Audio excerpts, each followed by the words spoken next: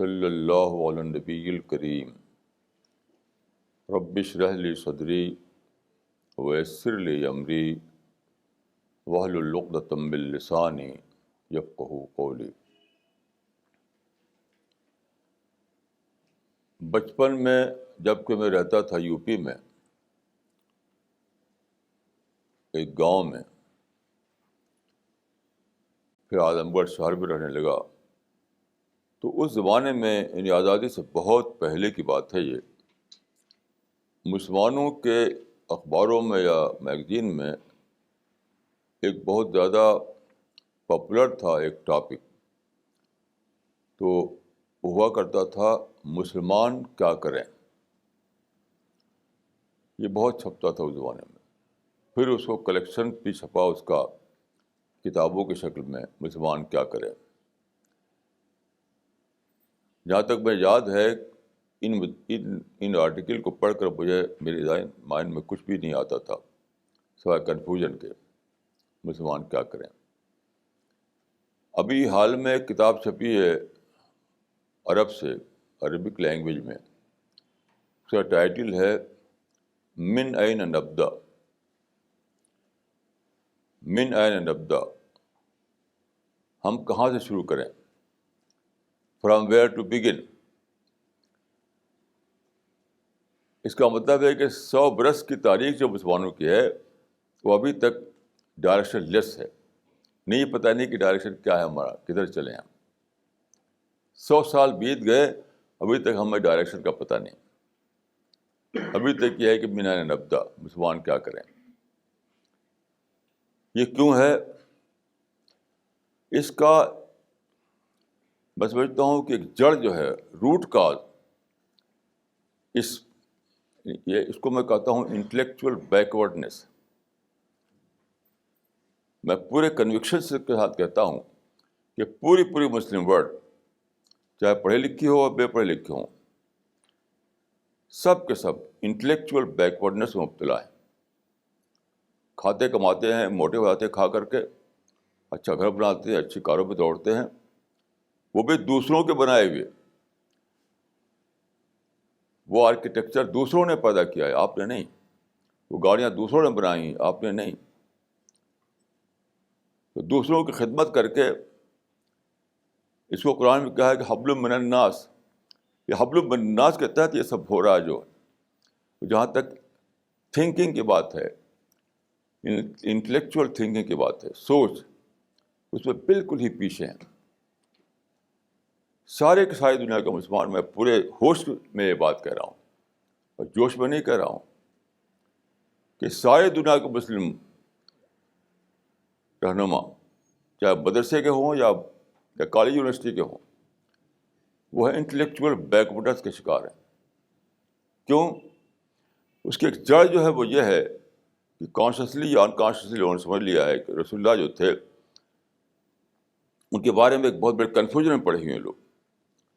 They fail to differentiate between final prophet and final model۔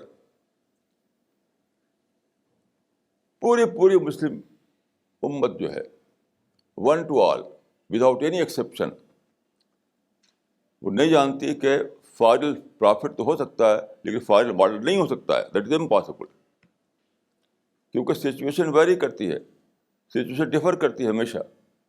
تو final model کا مطلب ہی نہیں ہے، ایک ایسا شبد ہے کوئی معنی نہیں ہے اس کے، یہ ورڈ ہی میننگ لیس ہے کہ فائنل ماڈل۔ تو فائنل پرافٹ تو آپ کہہ سکتے ہیں، کیونکہ لسٹ ہے، ایک جگہ کی اسٹاپ ہو گیا اس کا، لیکن فائنل ماڈل نہیں کہہ سکتے آپ، ماڈل بدلتے رہیں گے۔ تو چونکہ مسلمانوں نے سمجھ لیا کہ جس طرح سے رسول اللہ فائنل پرافٹ ہیں، اسی طرح وہ فائنل ماڈل بھی ہیں، تو اب چونکہ وہ سچویشن ہے نہیں کہ مسلمانوں کا پولیٹیکل امپائر بنے، تو چونکہ مسلمانوں کا پولیٹیکل امپائر نہیں ہے، تو سمجھتے ہیں کہ ہم کہیں بھی نہیں ہیں، ہم نو ویئر ہیں۔ حالانکہ 57 مسلم کنٹریز ہیں آج بھی، اگر وہ اپنا الائنس بنا لیں تو ابھی بھی مسلم امپائر موجود ہے۔ کتنا بڑا اسی کو میں کہتا ہوں انٹلیکچوئل بیکورڈنیس، سوچ سے محروم ہے. تو خیر میں اس وقت جو کہنا چاہتا ہوں وہ یہ ہے کہ میں اس آیت کی تھوڑی سی شرح کروں گا جو سورہ انعام میں ہے کہ اولئک الذین ھدی اللہ فبہداہ مقتدی، those were the guided prophets, so you should follow their examples. تو میں بتاؤں گا کہ رسول اللہ سے پہلے جو نبی آئے ہیں وہ بھی ہمارے لیے کتنا زبردست ان کے اندر ٹریجر ہے نمونے کا. اس کو چھوڑ کر کے ہم کیا ہو جائے گا، اندھیرے میں بھٹکیں گے. کیونکہ ایک رسول کے ہاں سارے ایگزامپل امپاسبل کہ ملیں. جیسے رسول اللہ جو ہے، آپ ماں باپ کیسے خدمت کریں، تو آپ بتائیے کہ رسول اللہ کا کیا نمونہ ملے گا آپ کو، کیونکہ وہ تو یتیم تھے، نہ باپ نہ ماں. تو ایک شخص جو اپنے باپ کی خدمت کرنا چاہتا ہو تو رسول اللہ کیسے نمونہ دیں گے اس کو؟ ان کے پاس نہ باپ ماں تھا، نہ باپ تھا، دونوں مر چکے تھے. بتائیے، ایک شخص کا بیٹا ہے، بیٹے کو کیسے وہ ٹرین کرے؟ تو رسول اللہ کا نہیں نمونہ ملے گا آپ کو، کہ آپ بیٹے ہی نہیں تھے کچھ. آپ بتائیے کیا کریں گے آپ؟ یہ کتنی بڑی فیلیسی ہے جس میں مسلمان 1000 سال سے جی رہے ہیں. کتنی بڑی فیلیسی ہے. اسی فیلیسی نے مسلمانوں کو تباہ کر رکھا ہے. یا تو پرائڈ ان کے پاس ہے پچھلی ہسٹری کو لے کر کے. پیدرم سلطان بود ایک شاعر نے کہا ہے کہ ہم ہی چھائے ہوئے تھے شرق سے تا غرب دنیا میں، نہ تھا پلہ کسی ملت کا دنیا میں گراں ہم سے. یہ ہے پاسٹ. ضیاء الحق صاحب گئے امریکہ، وہاں انہوں نے اسپیچ دی تو انہوں نے کیا کہا؟ پاکستان کے وہ پریزیڈنٹ تھے، وہ Muslims have rediscovered their pride in Islam. یہ بھی کتنی بیس لیس بات ہے. پرائڈ کو ڈسکور کیا کا مطلب کیا ہوا؟ پاسٹ ہسٹری کو ڈسکور کیا کہ پہلے ہم امپائر تھی ہماری. یہ کوئی ڈسکوری ہے؟ آپ دیکھیے کوئی ڈسکوری ہے؟ آج جو چیز آپ ڈسکور کریں وہ ڈسکوری ہے. آج جو چیز آپ کو دے گائیڈنس وہ ڈسکوری ہے. پاسٹ میں ہم نے امپائر بنا رکھا تھا، وہ آپ نے ڈسکور کیا، تو یہ ڈسکوری کیا ہے؟ یہ میں تو ہوتا ہوں کہ بالکل اسٹپڈ. وہ آدمی اسٹپڈ ہے جس کو پاسٹ کا پتہ ہو، پاسٹ کی گلوری کا. آج اس کے لیے کیا اپرچونیٹیز ہے اس کو پتہ نہ ہو. میں سمجھتا ہوں کہ ضیاء الحق صاحب نے جو ڈسکوری کی تھی پاسٹ کی، اس سے ملین ٹائم زیادہ بڑی ڈسکوری میری ہے کہ میں نے ڈسکور کیا کہ انڈیا میں اپرچونیٹیز ہیں. 47 کے بعد میں اکیلا تھا انڈیا میں، اکیلا جس نے ریپیٹڈلی اس کو بتایا مسلمانوں کو کہ انڈیا میں مسلمان سمجھتے تھے کہ انڈیا ان کے لیے پرابلم کنٹری ہے. میں نے کہا نہیں، انڈیا ہمارے لیے کنٹری آف اپرچونیٹیز ہے. ہمارے انڈیا میں ہمارے اپرچونیٹیز ہیں.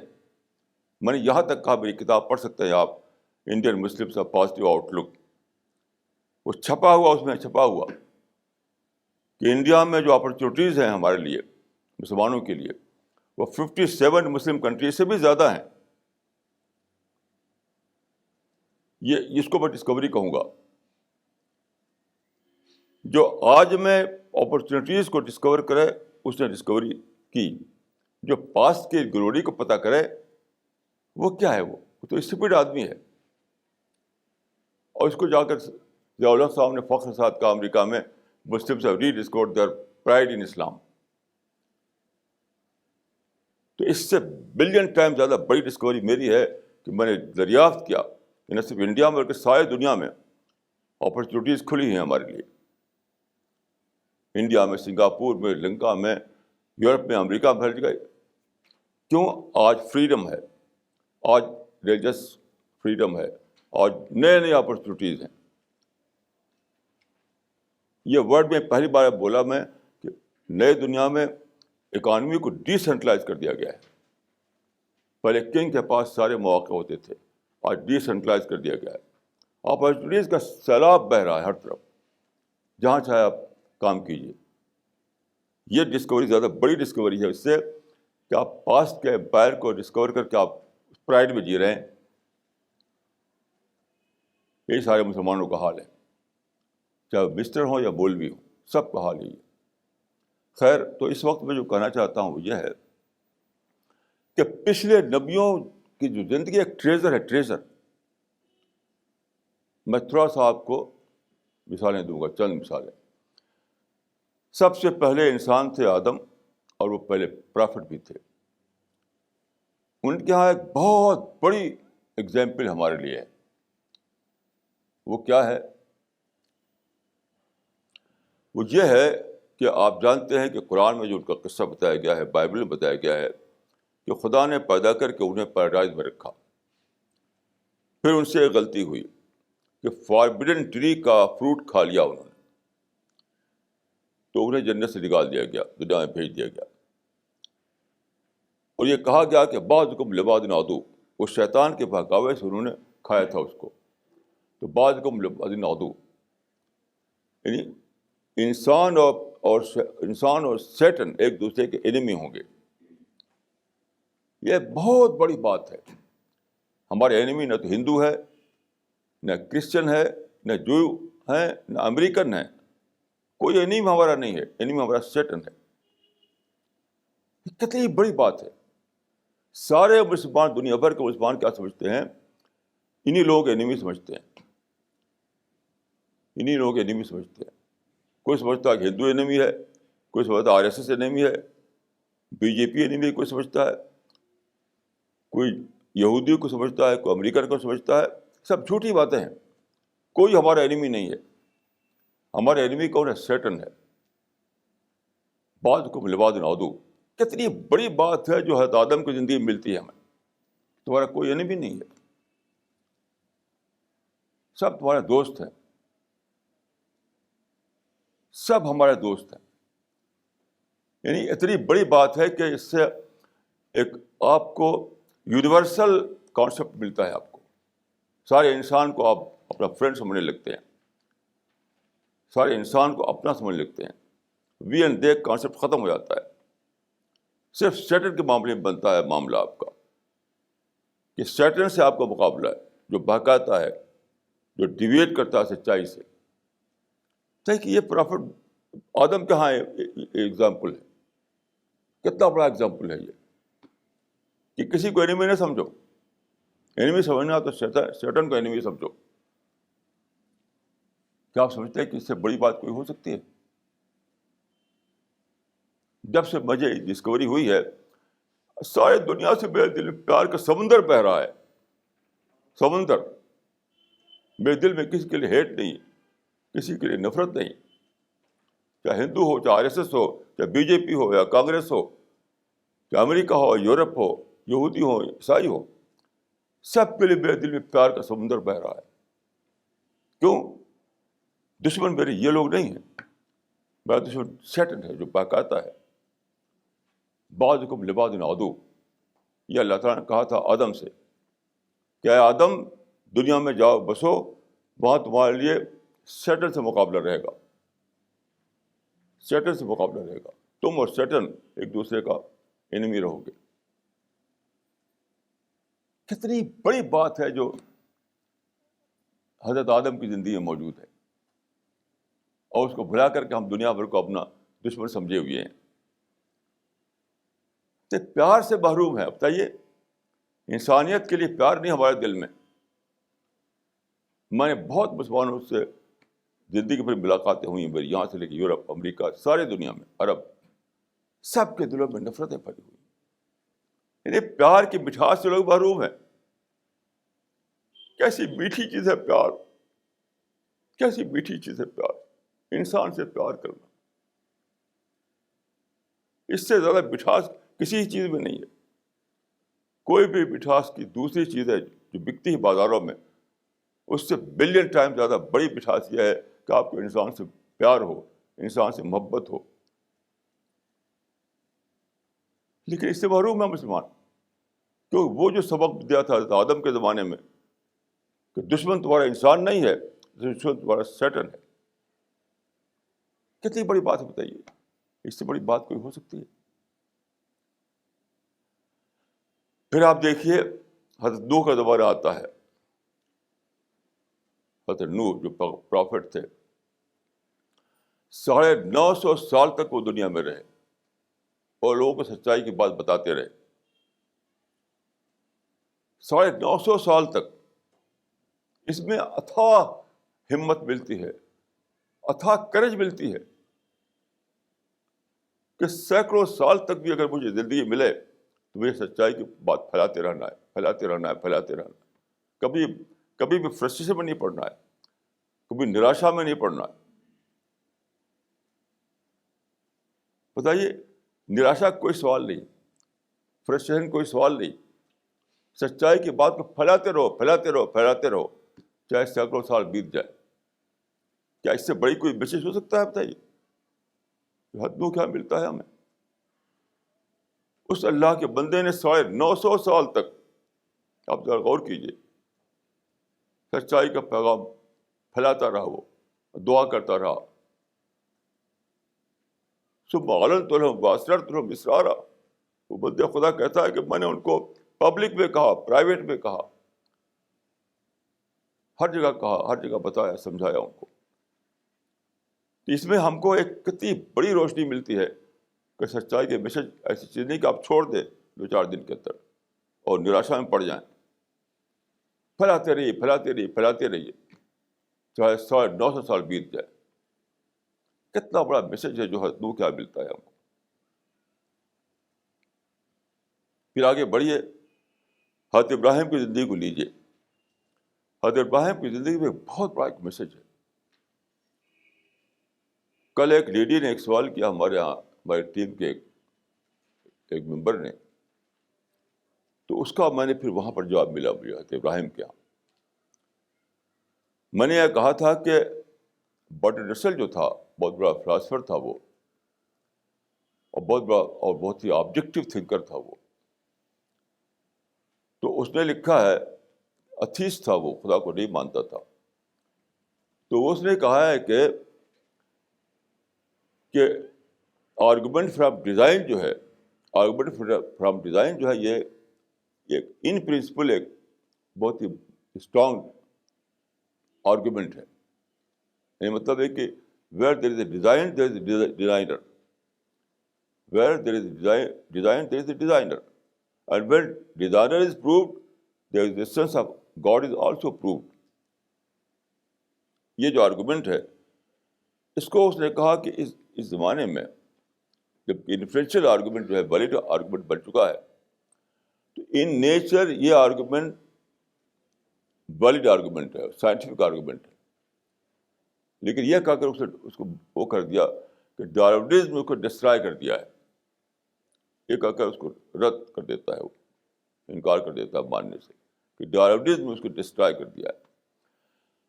اس بات کے لیے میں نے بہت زبردست مجھے ایگزامپل ملا حضرت ابراہیم کی زندگی میں کہ کیسے اس کو ٹیکل کریں ہم. وہ کیا ہے؟ آپ قرآن کو پڑھیے. حضرت ابراہیم پیدا ہوئے تھے عراق میں. قدیم زمانے میں عراق میں ایک سٹی ہوا کرتا تھا، اس کا نام تھا ار تھا، UR ار.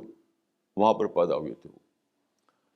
تو وہاں پر ایک کنگ ہوا کرتا تھا نمرود، NEMRUD، کنگ نمرود. اس کے پاس گئے وہ جس کو کہتے ہیں گاڈ کنگ. وہ گاڈ کنگ کے زمانے کا کنگ تھا. یعنی کہتا تھا کہ میں گاڈ کا، دنیا میں گاڈ کا سایہ ہوں. تو کنگ گاڈ کہتے تھے اس کو. تو حضرت ابراہیم نے کہا کہ تم کنگ نہیں ہو، وہ تم گاڈ نہیں ہو. تو انہوں نے کہا کیوں؟ تو انہوں نے کہا کہ خدا جلاتا اور مارتا ہے. تو کہا میں بھی جلاتا ہوں، مارتا ہوں. جو چاہوں کہ جلات سے کہوں گردن مار دے گا اس کی، جس کو اجازت دوں وہ زندہ رہے گا وہ. تو میرے پاس بھی اختیار ہے یہ. تو حضرت ابراہیم نے اس وقت کیا کیا حضرت ابراہیم نے کہا کہ ان اللہ یاتی بالشمس من المغرب فات بها من المغرب فبہت الذی کفر. حضرت ابراہیم نے کہا کہ خدا جو ہے وہ ایسٹ سے نکالتا ہے سورج کو، تو ویسٹ سے نکال دے. تو وہ حیران رہ گیا. دیکھیے یہ جو ہے یہ بہت زبردست اس میں اندر ایگزامپل ہے کہ جب آپ کسی سے بات کر رہے ہیں، وہ ٹھٹھائی کر رہا ہے وہ، تو آپ جو ہے اس کی بات کو for the seek of argument مان لیجیے. حضرت ابراہیم نے اس بات کو کہ میں بھی جاتا مارتا ہوں for the seek of argument مان لیا، مان کر کے پھر دوسری بات کہی. وہاں پر اس کے وہ اسپیچ لیس ہو گیا. اس پرنسپل کو میں نے یہاں اپلائی کیا. تو دیکھیں ایک کتاب ہے عربک زبان میں، اس کا نام ہے قصۃ الایمان بین العلم والفلسفۃ والقرآن. یہ الجزائر میں ایک صاحب تھے شیخ ندیم الجسر. شیخ ندیم الجسر یہ الجزائر میں ایک بڑے عالم تھے، ان کی کتاب ہے یہ. پہلے ایک کتاب چھپی تھی الرسالۃ الحمیدیہ کے نام سے، اب وہ چھپی ہے اور مزید الابریٹ کر کے اس کا نام ہے قصۃ الایمان بین الفلسفۃ والعلم والقرآن. تو اس میں انہوں نے اس کو ڈسکس کیا ہے. تو انہوں نے یہ بات کہی ہے کہ ڈارونزم سے جو بات پروو ہوتی ہے وہ صرف پروسیس ہے، وہ کریشن نہیں ہے. یعنی ڈارونزم جو بات کہتا ہے وہ کریشن نہیں ہے، وہ پروسیس، یعنی پروسیس آف کریشن پروو کرتا ہے وہ، نہ کہ خود کریشن کو. کتنی بڑی بات ہے یہ. تو یہی بات یہاں پہ اپلائی ہوتی ہے کہ برٹنسل سے کہا جائے کہ ڈارونزم جو چیز ڈسٹرائے کی ہے وہ کیا چیز ہے. سڈنلی سب لوگ پیدا ہو گئے، اس کو ڈسٹرائے کیا اس نے. تو ایک دوسرا پروسیس بتایا اس نے. لوگ سمجھتے تھے کہ جو پروسیس ہے کریشن کا وہ یہ ہے کہ اچانک سب پیدا ہو گئے، یعنی ایمرجنٹ کریشن. تو ٹھیک ہے، ایمرجنٹ کریشن جو ہے اس کو for the seek of argument مان لیجیے کہ وہ ٹھیک نہیں تھا.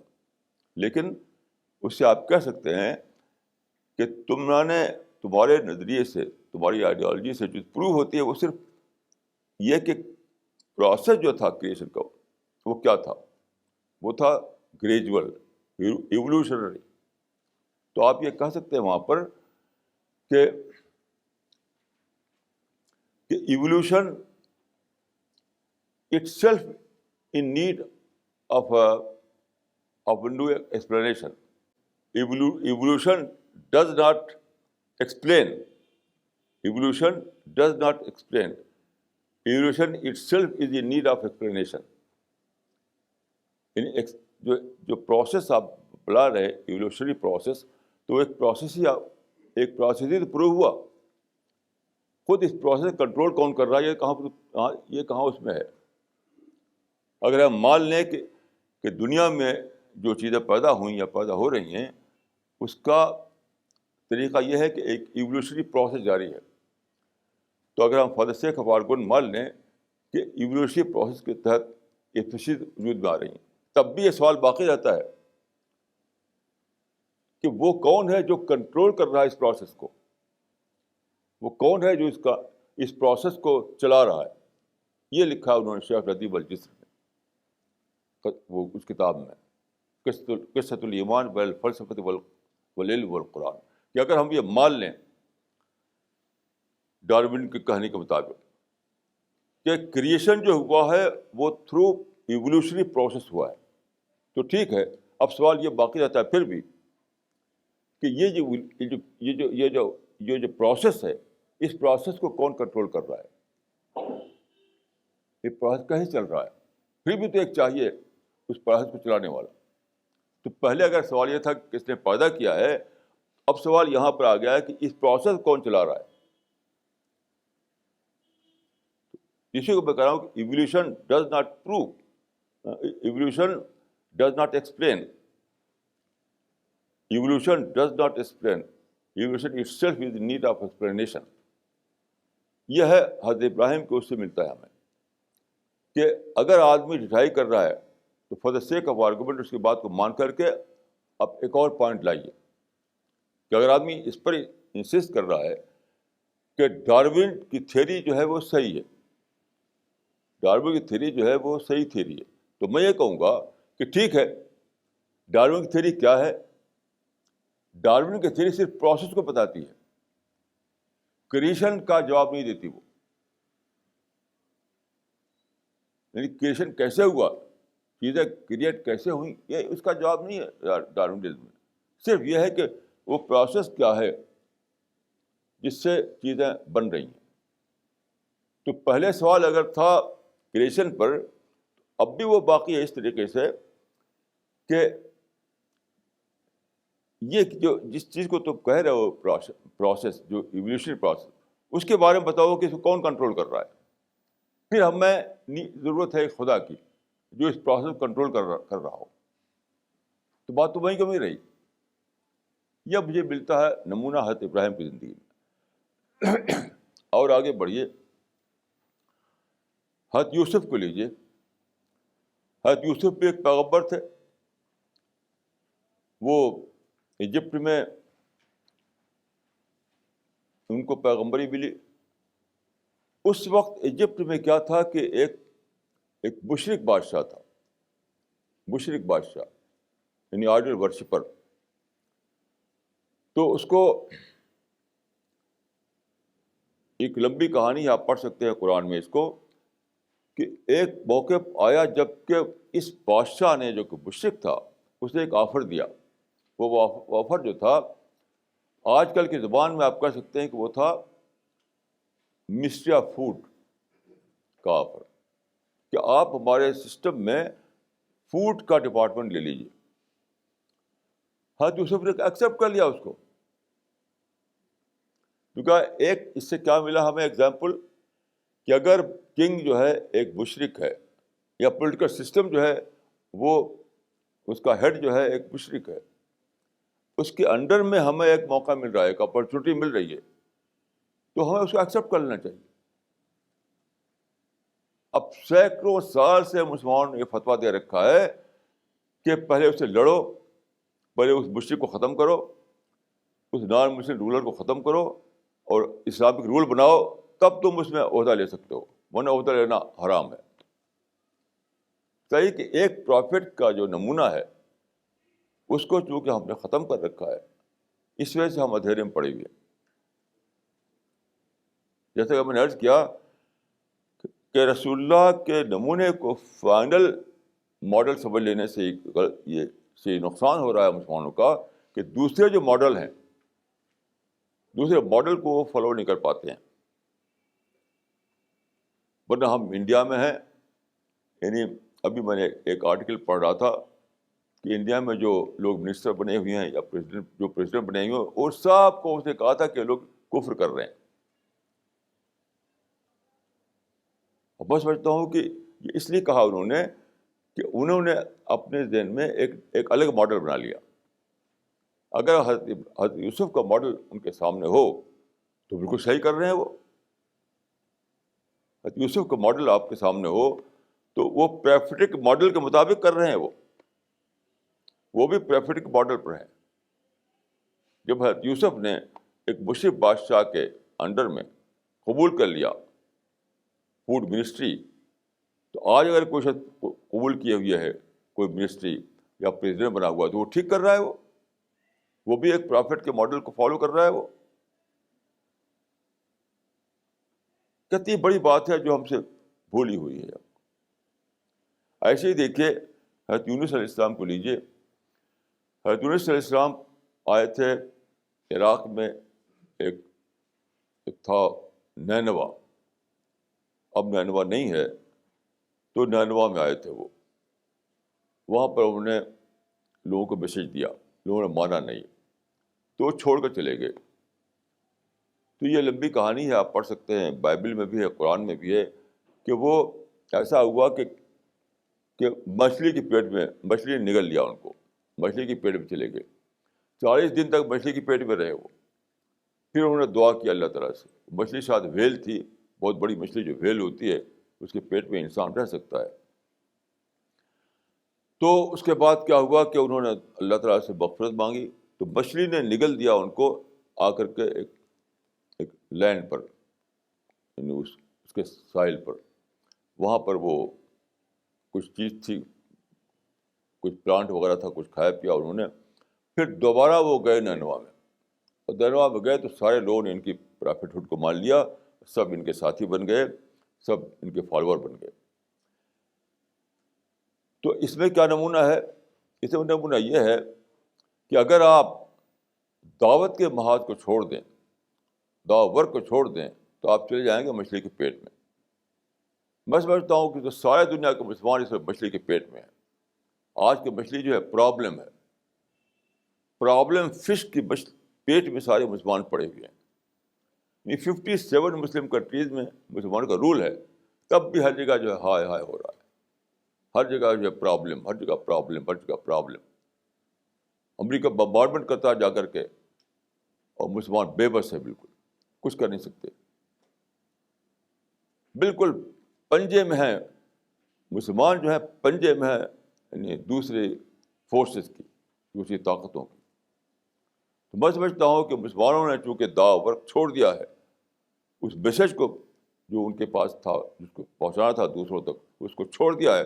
اس لیے وہ مچھلی کے پیٹ میں، یعنی پرابلم میں پھنسے ہوئے ہیں. اور میں کہہ سکتا ہوں کہ اس وقت تک یہ پرابلم پھنسے رہیں گے جب تک پھر سے وہ دعوت ورک نہ کریں. یعنی قیامت آ جائے گی، ڈومس ڈے آ جائے گا، لیکن وہ پرابلم سے نکل نہیں پائیں گے. 200 سال سے وہ پرابلم پھنسے ہوئے ہیں. تو حضرت یونس کی زندگی بتاتی ہے کہ اگر تم نے دعوت ورک کو چھوڑا، اگر تم نے اس پروفیٹک کام کو چھوڑا، اور تم نے سچائی کے پیغام کو پہنچانے کا کام نہیں کیا، تو تم چلے جاؤ گے مچھلی کے پیٹ میں. تو آج کل کی مچھلی جو ہے یہ پرابلم ہے. کتنا بڑا لیسن ہے اس میں حضرت یونس کی زندگی میں. ایسے ہی دیکھیے حضرت موسیٰ کو لیجیے. حضرت موسیٰ کی زندگی میں کیا ہے؟ اس وقت دو گروہ، وہاں پر دو گروپ تھے. ایک کاپٹک لوگ تھے جو نان مسلم تھے، ایک اسرائیل تھے وہاں پر، بنی اسرائیل، جو کہ مسلم کہنا چاہیے ان کو. جو مسلم اور نان مسلم دو تھے وہاں پر. تو حضرت موسیٰ نے کیا کیا کہ دونوں میں ایک ساتھ کام شروع کیا. انہوں نے ادھر کاپٹک لوگوں میں بھی کام کیا اور مسلمانوں میں بھی کام کیا، جو بگڑے ہوئے تھے اس زمانے کے لحاظ سے. آج کل ہمارے یہاں کیا سوچ آ گئی ہے سارے مسلم دنیا میں کہ پہلے مسلمانوں کو ٹھیک کرو، پھر دوسروں میں دعوت دو. یہ بالکل بیس لیس بات ہے. لیکن جو کہ حضرت موسیٰ کا ماڈل ہم سے گم ہو گیا ہے، اس میں ہمیں پتہ نہیں ہے. اور موسیٰ کا ماڈل بتاتا ہے کہ اگر تم ایسی سچویشن میں کہ مسلم نان مسلم دونوں ہیں، تو ایک ساتھ دونوں میں کام کرنا پڑے گا. مسلمانوں میں ریفارم کرنا پڑے گا اور نان مسلم دعوت کا کام کرنا پڑے گا. ایسا نہیں کر سکتے آپ کے کہیں کہ پہلے ہم ان کے ریفارم کریں گے، جب مسلمان کو ریفارم ہو چکا ہوگا تب ہم نان مسلم میں کام کریں گے. یہ بالکل بیس لیس بات ہے. اگر حضرت موسیٰ کا ماڈل ہمارے سامنے ہو تو ہم سمجھ سکتے ہیں کہ ہمیں دونوں کام ایٹ اے ٹائم کرنا ہے، ایک ساتھ کرنا ہے. ہم دونوں کو الگ نہیں کر سکتے. اس کا بہت بڑا اگزامپل ہے حضرت مسیح کی زندگی میں، جیسس کرائسٹ کی زندگی میں. وہ کیا؟ جیسس کرائسٹ نے، دیکھیے، کوئی انہوں نے اسٹیٹ نہیں بنائی، یہاں تک کہ اسٹیٹ کا انہوں نے کوئی وہ بھی ڈھانچہ بھی نہیں دیا. آپ پڑھیے نیو ٹیسٹمنٹ کو، اس میں کوئی پولیٹیکل باتیں ہی نہیں ہیں سرے سے، بلکہ یہاں تک ہے کہ give to Caesar what is due to Caesar, give to God what is due to God. لیکن آج کرسچن لوگ دنیا میں سب سے زیادہ ہیں. سب سے بڑا ریلیجن آج دنیا میں کرسچینٹی ہے، حضرت مسیح کے فالوورس کا. اس سے کیا ایگزامپل ملا ہمیں کہ پولیٹیکل رول کی کوئی ضرورت نہیں ہے دعویٰ میسج کے لیے. آپ پولیٹیکل امپائر آپ کے نہ ہو تب بھی آپ دعویٰ امپائر بنا سکتے ہیں. آج ساری دنیا میں کرسچن نے دعویٰ امپائر بنا رکھا ہے. ساری دنیا میں ایک بہت ہی ویل آرگنائزڈ ان کا سسٹم ہے، ویل آرگنائزڈ. کسی بھی اسٹیٹ سے زیادہ آرگنائزیشن ہے ان کے یہاں اس کام کے لیے. تو حضرت مسیح نے یہی کہا کہ ٹکراؤ نہ کرو. یہ جو کہا تھا انہوں نے کہ give to Caesar what is due to Caesar and give to God what is due to God, کا مطلب کیا؟ پولیٹیکل کنفرنٹیشن نہ کرو، پولیٹیکل ٹکراؤ نہ کرو، اور ٹکراؤ سے اوائڈ کر کے اپنا کام کرتے رہو. اس کا مطلب یہی ہے، ٹکراؤ کو اوائڈ کرتے ہوئے اپنا دعوتی کام کرتے رہو. یہ تھا میسج جو انہوں نے دیا. اس کو فالو کیا ان کے لوگوں نے، اور آج ساری دنیا میں سب سے زیادہ کرسچن لوگ ہیں. میں سمجھتا ہوں کرسچن لوگوں کا یہ نمونہ ہے کہ پولیٹیکل امپائر کی کوئی ضرورت نہیں ہے. آپ دعویٰ امپائر بنا سکتے ہیں، اور دعویٰ امپائر بنا کر کے آپ ساری دنیا میں سب کچھ کر سکتے ہیں. آپ کوئی رکاوٹ نہیں ہے. اسی لیے قرآن کے سورہ الصف میں یہ کہا گیا ہے کہ حضرت مسیح کو نمونہ کے طور پر پیش کیا گیا ہے. یا ایھا الذین آمنوا کونوا انصار اللہ کما قال عیسی ابن مریم للحواریین من انصاری اللہ قال الحواریون نحن انصار اللہ. یعنی مسلمانوں سے کہا گیا ہے کہ تم مسیح کے فالوورس کی طرح سے انصار اللہ بنو، کیونکہ آپ مسیح کو فالو کرو. تو فالو کرنا کیا ہے کہ یہ سوچ کو ختم کر دو، اس سوچ کو ختم کر دو کہ پولیٹیکل امپائر چاہیے. Political empire is nothing. وہ تو ڈائناسٹی امپائر ہے. جس چیز کو مسلمان سمجھتے ہیں کہ پولیٹیکل امپائر اپنا، وہ کیا تھا؟ کسی ڈائناسٹی کا امپائر تھا. وہ کئی مغل رول کر رہے ہیں، کئی آٹومان ٹرک رول کر رہے ہیں، کئی فاطمیت رول کر رہے ہیں. وہ اسلامک رول تو تھا ہی نہیں. وہ تو حضرت مسیح کی زندگی یہ بتاتی ہے کہ پولیٹیکل امپائر کی ہمیں کوئی ضرورت نہیں ہے. ہم پولیٹیکل امپائر کے بنا، اس کے بغیر دعویٰ امپائر بنا سکتے ہیں. دعویٰ امپائر بنا سکتے ہیں. ایجوکیشن کا فیلڈ، انڈسٹری کا فیلڈ، بزنس کا فیلڈ، دعوت کا فیلڈ، میسج کو پہنچانے کا فیلڈ، لوگوں کو سچائی بتانے کا فیلڈ، اور سب سے بڑھ کر کیا ہے؟ انسان سے پیار کرنے کا فیلڈ. یہ بھی ایک فیلڈ ہے. یہ بھی ایک فیلڈ ہے کہ آپ انسان سے پیار کرنا سیکھیں. یہ ایک بہت بڑا کام ہے. یہ خود اپنے آپ میں ایک امپائر ہے. لو امپائر، پیار امپائر. میں تو پیار میں جیتا ہوں. یقین کیجیے کہ میں پوری دنیا، مجھے لگتا ہے مجھے ملی ہوئی، پوری دنیا کو میں اپنی دنیا سمجھتا ہوں، کیونکہ مجھے ہر انسان سے پیار ہے. یہ سارا انسان میرا انسان ہے. ساری دنیا میری دنیا ہے. میری زندگی اس بات کا وٹنس ہے، ثبوت ہے کہ پیار بھی ایک امپائر ہے. پیار بھی ایک امپائر ہے. پیار سب کچھ ہے. آپ کچھ نہ ہوتے بھی اگر پیار آپ کے دل میں ہے تو آپ کے پاس سب کچھ اکٹھا ہے. میں زندگی میں پورا وجود اس کا ثبوت ہے کہ پیار بھی ایک امپائر ہے. تو آپ پاس کچھ بھی نہیں ہے، کچھ بھی نہیں، تب بھی آپ پیار کے امپائر میں جی سکتے ہیں. تو آپ کیوں نہیں ایسا کرتے؟ انسانوں سے پیار کرنا سیکھیے، اور پھر آپ سمجھیں کہ آپ کا سب کچھ آ گیا آپ کے پاس. ہر انسان آپ کو اپنا بھائی دکھائی دے گا، ہر عورت آپ کو اپنا بہن دکھائی دے گی، پوری دنیا آپ کو اپنی دنیا دکھائی دے گی. تو خلاصہ یہ ہے کہ بہت بڑی فلیسی ہے کہ مسلمان یہ سمجھتے ہیں کہ ہمیں ایک ہی پرافٹ کافی ہے ہمارے لیے بس. تو میں نے کہا کہ فائنل پرافٹ تو بلا شبہ رسول اللہ تھے، لیکن فائنل ماڈل نہیں تھے. وہ ماڈل تو بہت سارے ہو سکتے ہیں. اسی لیے قرآن میں کہا گیا کہ دوسرے جو پرافٹ تھے ان کے بارے میں حکم دیا کہ ان کے ماڈل کو فالو کرو. کیوں؟ ہر پرافٹ ڈفرینٹ سچویشن میں آیا تو ڈفرینٹ ماڈل بھی اس نے پیش کیے. ہر ماڈل ہمارا ماڈل ہے. ہر پرافٹ کا ماڈل ہمارا ماڈل ہے. ہر پرافٹ کا ماڈل سچائی کا ماڈل ہے. ہر پرافٹ کا ماڈل خدائی ماڈل ہے. ہر پرافٹ کا ماڈل اتنی صحیح ہے, اتنی معیاری ہے جتنا کہ رسول اللہ کا ماڈل. تو آپ رسول اللہ کو فائنل پرافٹ سمجھیے, لیکن جہاں تک ماڈل کی بات ہے, ہر پرافٹ کو ماڈل سمجھیے.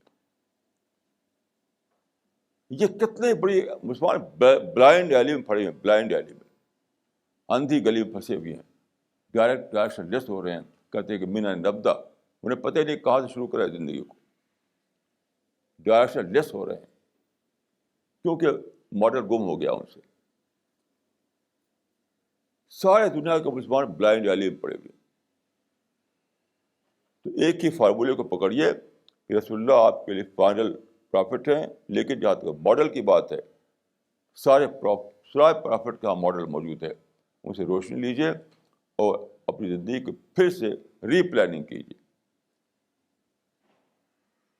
اقول قولی ھذا واستغفر اللہ لی ولکم اجمعین.